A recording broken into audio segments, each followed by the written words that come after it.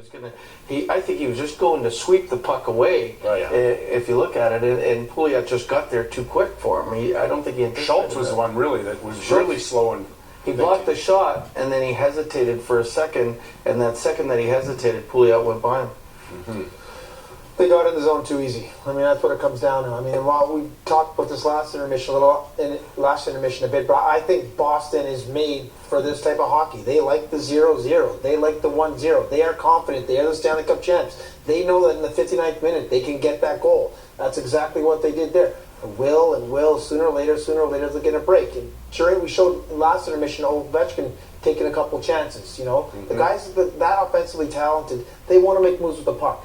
Just here, this is some stuff from this last period. Here's Semin and Backstrom. Here's Backstrom.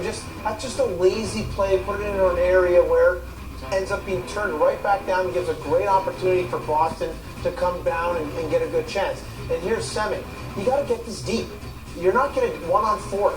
It's just because it's a tough game. It's a lot of trapping and zoning, and you know they want to get a chance to play with the puck. And that Backstrom play, Boston ended up having about 30 seconds to 40 seconds in the Washington zone because of it. And I know it's a little thing, but boy, it really leads up to other things and more momentum. And the players are on the bench going, get it deep, get it deep, get it deep. And Nicky was trying to get it deeper. Right, I mean, and to get to the change. Right. But those quick ups are the ones that kill you. It's the plays that kill you is with Semin going the 1-on-4 with 7 minutes to go in the game, and he's trying so hard to do the right thing, but he's got to get that deep. And when you're a really skilled player, sometimes you think you can deke everybody out, and you can't. You just got to do what you have to do to get it in their zone.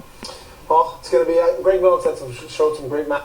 Ovechkin, and you know, he's competing. And the longer this game goes and the series goes, will he wear down? Who? Ovechkin. Never. No, he won't wear down. I mean, if anything, it's the player that Seidenberg in this case that has to play against him. I mean, if he makes a mistake and Ovi's coming down the board, Ovi is going to make him pay. And I mean, he's got to play perfect hockey. I mean, Ovi's not a hard guy to read. You know, he's going to cut into the middle or he's going to stop and pull up. And I mean, the one play that Seidenberg did have, he made it look like he was checking him so easily because he knew exactly what he's going to do. But if he makes a mistake, Ovi will take it to the net and he'll get a good chance to score. Been really impressed with Holtby's composure, though. After that goal, you might think, you know, a little bit rattled, a little banged up on the play too. But I was really impressed with this save. There's about a minute 30 left, and Marchand, we know, has a great touch that close in, and Holtby just stays with him. And then there was the shot a little bit longer from Rolston that really also caught my attention. We know Rolston can really shoot it, but just look how easily he made that save look. And we always to the corner like he's supposed to. There's no panic in it in his game. He's pretty composed.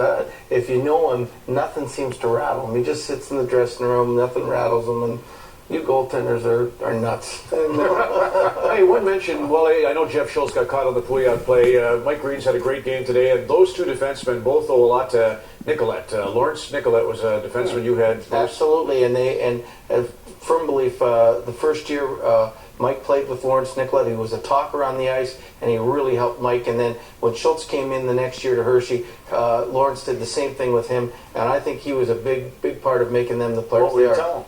Well, it was just they were guiding them, you know. I mean, being like the father figure, telling them get it out, do all the little things that you're supposed to do, rather than you play sometimes with a guy that doesn't open his mouth and it drives you nuts because you want the talk, the communication. But Lawrence was a great guy for both of them.